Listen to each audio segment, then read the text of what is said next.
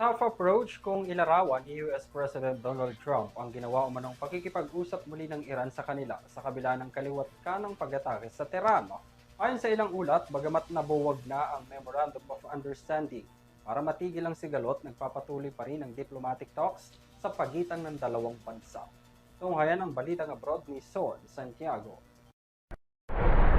Matapos ang 2 linggong sunod-sunod na pag-atake matapos mabuwag ang Memorandum of Understanding, bahagyang humupa ang tensyon sa pagitan ng Estados Unidos at Iran matapos pansamantalang itigil ng Washington ang kanilang opensiba nitong nakaraang Biyernes. Ayon sa ilang ulat, bahagi ang hakbang na ito sa pagbibigay daan para sa nagpapatuloy na diplomatic talks sa pagitan ng dalawang bansa. Ito nga ang naging laman na naman sa pahayag ni United States President Donald Trump nitong Lunes, July 27 oras sa Amerika. Anya, nakikipag-usap muli ang Iran sa Amerika na anyay bunga ng tough approach ng kanyang administrasyon kontra Tehran. To their drone manufacturing capability, their missile manufacturing capability, and right now they're talking to us about making a deal, but if we didn't do it tough, there would be no talk. Inilarawan pa niya ang usapan bilang isang friendly negotiation. Right now, there are very friendly negotiations going on.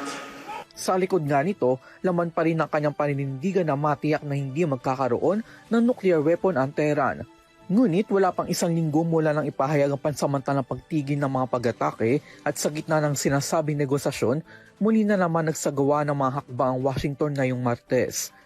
Ayon sa United States Central Command o CENTCOM, in-intercept nila ang isang missile strike ng Iran na umano'y naglalayong magsagawa ng surprise attack laban sa mga puwersa ng Amerika na nakastation sa gitnang silangan. Kasunod nito, inanunsyo rin ng CENTCOM na nagsagawa sila kasama ang puwersa ng Saudi Arabia ng precision strike sa silangang Iraq laban sa mga grupong suportado ng Iran na inakusahan nila nagpaplanong targetin ang mga American troops at energy facilities sa Saudi. Iniulat naman ng ilang international media outlets na wala umanong direktang peace talks ang Iran sa Estados Unidos, taliwas sa mga pahayag ni Trump. Para sa EuroTV News, ako si Son Santiago, 1 dekadong sumasaludo sa bawat Pilipino.